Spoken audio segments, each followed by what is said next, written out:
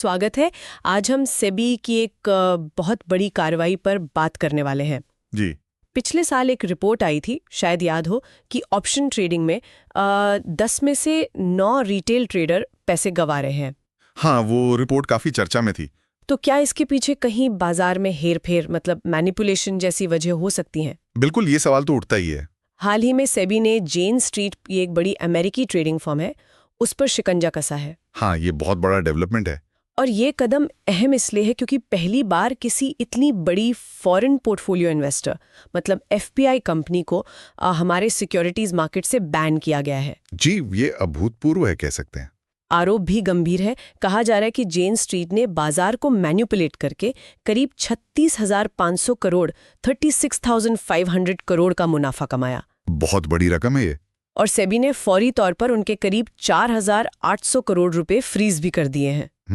Action तो तेज हुआ है। तो चलिए आज इसी पर थोड़े गहराई से बात करते हैं। ये जेन स्ट्रीट कौन है, उन्होंने कथित तौर पर ये सब कैसे किया, और सेबी की इस कार्रवाई के क्या मायने हैं। जी बिल्कुल, समझते हैं इसको। तो सबसे पहले ये जेन स्ट्रीट आखिर है क्या है ये कंपनी? देखिए, जेन स्ट्रीट अमेरिका की एक बहुत जानी मानी प्रोप्राइटरी ट्रेडिंग फर्म है। साल 2000 में शुरू हुई थी। प्रोप्राइटरी ट्रेडिंग फर्म मतलब ये हेज फंड की तरह दूसरों का पैसा मैनेज नहीं करती, ये अपने ही पैसे से ट्रेडिंग करती है। अच्छा, खुद का पैसा। हाँ, और ये अमेरिका, यूरोप, एशिया सब जगह ऑपरेट करते हैं। और इनकी खासियत है इनकी क्वांटिटेटिव मॉडल्स और high frequency trading. High frequency trading मतलब एल्गो ट्रेडिंग? जी बिल्कुल, कंप्यूटर एल्गोरिथम का इस्तेमाल करके बहुत तेजी से मिली सेकेंड्स में सौदे करना। भारत में ये जेएसआई इन्वेस्टमेंट्स प्राइवेट लिमिटेड और कुछ और कंपनियों के जरिए काम कर रहे थे। 36,000 करोड़, ये आंकड़ा दिमाग में घूम रहा है। ये इतना बड़ा मुनाफा सेबी के मुताबिक जनवरी 2023 से मार्च 2025 के बीच ये कैसे कमाया गया? ये हेरफेर हुआ कैसे? देखिए, सेबी का जो 105 पेज का ऑर्डर है उसमें 2 मुख्य तरीकों का जिक्र है। पहली स्ट्रेटेजी को उन्होंने कहा है इंट्राडे इंडेक्स मैनिपुलेशन। अच्छा, इंट्राडे इंडेक्स मैनिपुलेशन कैसे काम करती थी ये? इसे ऐसे समझे, मान लीजिए सुबह ट्रेडिंग शुरू हुई। वो क्या करते थे कि बैंक निफ्टी इंडेक्स बनाने वाले जो मुख्य शेयर हैं जैसे एचडीएफसी बैंक, आईसीआईसीआई बैंक, जिनका इंडेक्स में वेटेज 50% से ज्यादा है, हाँ, हेवी वेट्स, बिल्कुल, उन शेयरों को वो कैश मार्केट में भारी मात्रा में खरीदते थे। खरीदने से उन शेयरों की कीमत बढ़ती थी और साथ ही बैंक निफ्टी इंडेक्स भी ऊपर जाता था। अच्छा, तो पहले आर्टिफिशियली कीमत बढ़ाई, फिर साथ ही साथ वो बैंक निफ्टी के ऑप्शंस में ऐसी पोजीशन लेते थे जिससे इंडेक्स गिरने पर फायदा हो। मतलब पुट ऑप्शन खरीदना, कॉल ऑप्शन बेचना। वो दाव लगा रहे थे कि इंडेक्स गिरेगा। इसके बाद दोपहर में या एक्सपायरी के करीब वो कैश मार्केट में खरीदे हुए सारे शेयर अचानक बेचना शुरू कर देते थे, एकदम से। ओह, तो इससे तो इंडेक्स धड़ाम से नीचे आता होगा। बिल्कुल, और जैसे ही इंडेक्स तेजी से गिरता था, उनके जो ऑप्शन वाले दाव थे यानी खरीदे हुए पुट ऑप्शन, उनकी कीमत एकदम से बढ़ जाती थी। और बेचे हुए कॉल ऑप्शन? वो बेकार हो जाते थे। इससे उन्हें सीधा सीधा भारी मुनाफा होता था। सेबी ने एक उदाहरण भी दिया है ऑर्डर में। 17 जनवरी को इसी तरीके से एक ही दिन में 334 करोड़ का मुनाफा कमाया गया। एक दिन में 334 करोड़, कमाल है।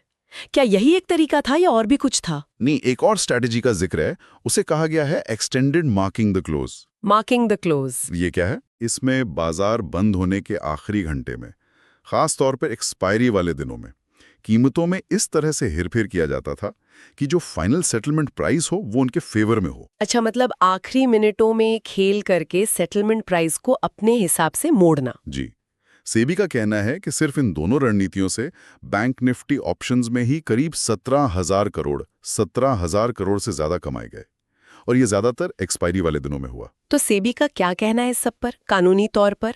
सेबी का आरोप है कि ये सब prohibition of fraudulent and unfair trade practices regulation का सीधा सीधा उल्लंघन है। मतलब धोखाधड़ी और गलत तरीके से व्यापार। हाँ, उनका मानना है कि जेन स्ट्रीट ने बाजार के दूसरे पार्टिसिपेंट्स, खासकर रिटेल निवेशकों को गुमराह किया और बाजार की जो नेचुरल चाल होती है उसको बिगाड़ा। एक और दिलचस्प बात यह है कि एनएसई ने उन्हें फरवरी 2025 में चेतावनी भी दी थी। फिर भी वो नहीं रुके। सेबी के ऑर्डर के मुताबिक उन्होंने उस चेतावनी को नजरअंदाज किया और इसी के चलते सेबी ने फिर ये कड़ा कदम उठाया, बैन और फ्रीजिंग का। हाँ बिल्कुल, सेबी ने एक अंतरिम आदेश मतलब इंटरिम ऑर्डर जारी किया है।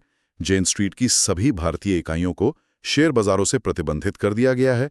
4800 करोड़ रुपीस फ्रीज कर दिए गए हैं और उन्हें जवाब देने के लिए 21 दिन का समय दिया गया है। ये कार्रवाई इतनी अहम क्यों मानी जा रही है? मतलब एफपीआईज पर तो पहले भी एक्शन हुए होंगे। हाँ, एक्शन हुए हैं, लेकिन इस स्केल पर और इस तरह का सीधा बैन, खासकर जेन स्ट्रीट जैसी ग्लोबल जायंट पर, यह पहली बार है। Global giant? जी, जेन स्ट्रीट दुनिया के सबसे बड़े और सबसे प्रभावशाली मार्केट मेकर्स में से एक है। ये बहुत बड़ी फर्म है, तो ये सेबी का अब तक का शायद सबसे आक्रामक कदम है किसी एफपीआई के खिलाफ। इसका क्या असर होगा? रहा है, सीमा पार की गतिविधियों पर भी नजर है और एक्शन हो सकता है। दूसरा, इसका असर बाजार की लिक्विडिटी पर भी पड़ सकता है। लिक्विडिटी पर क्यों? क्योंकि जेन स्ट्रीट जैसे बड़े खिलाड़ी बाजार में काफी वॉल्यूम लाते हैं। उनके हटने से थोड़ी तरलता कम हो सकती है, कम से कम कुछ समय के लिए। अच्छा, जेन स्ट्रीट का क्या कहना है इस पूरे मामले पर? उनकी तरफ से कोई बयान आया? हाँ, उनका बयान आया है। उन्होंने किसी भी गलत काम से इनकार किया है। उनका कहना है कि उनकी जो भी ट्रेडिंग स्ट्रैटेजीज थीं, वो कानूनी दायरे में थीं। तो वो लड़ेंगे इस केस को? पूरी संभावना है। वो शायद इस आदेश के खिलाफ सिक्योरिटीज अपीलेट ट्रिब्यूनल यानी सैट में अपील करें। उन्होंने ये भी कहा है कि वो जांच में सेबी के साथ पूरा सहयोग करने को तैयार हैं। तो आगे क्या हो सकता है? अब क्या लगता है? देखिए, अभी 21 दिन में जेन स्ट्रीट अपना जवाब दाखिल करेगी। फिर मामला सैट में जा सकता है, जिसमें थोड़ा समय लग सकता है। सेबी शायद और गहरी फोरेंसिक ऑडिट शुरू करे। हो सकता है आरबीआई और ईडी जैसी दूसरी एजेंसियों के साथ भी जानकारी साझा की जाए। और देखने वाली बात यह होगी कि क्या इस मामले के बाद रेगुलेटरी सख्ती और बढ़ती है, खासकर विदेशी फर्मों के लिए जो एल्गो ट्रेडिंग करती हैं। तो कुल मिलाकर ये पूरा मामला हमें दिखाता है कि आज के फाइनेंशियल बाजार कितने जटिल, कितने कॉम्प्लेक्स हो गए हैं। सही बात है। हाई फ्रीक्वेंसी ट्रेडिंग, एल्गोरिदम्स, इन सब के बीच रेगुलेटर्स के लिए बाजार की निष्पक्षता बनाए रखना और हेरफेर को रोकना, ये कितनी बड़ी चुनौती है। बिल्कुल, और इसका सीधा असर पड़ता है बाजार की इंटेग्रिटी पर और उन लाखों छोटे निवेशकों पर जिनकी बात हमने शुरू में की थी। हाँ, वो 90% रिटेल ट्रेडर्स जो पैसा गंवा रहे हैं। जी, और यहाँ एक बड़ा सवाल खड़ा होता है सोचने के लिए। क्या सवाल? सवाल ये कि जब इतने ताकतवर एल्गोरिदम्स जो सेकंडों में करोड़ों के सौदे सीमा पार कर सकते हैं, बाजार में हों, तो रेगुलेटर ये कैसे सुनिश्चित कर सकते हैं कि मुकाबला सभी के लिए, खासकर एक आम निवेशक के लिए, बराबरी का हो? ये एक बहुत जरूरी सवाल है जिस पर शायद और मंथन की जरूरत है।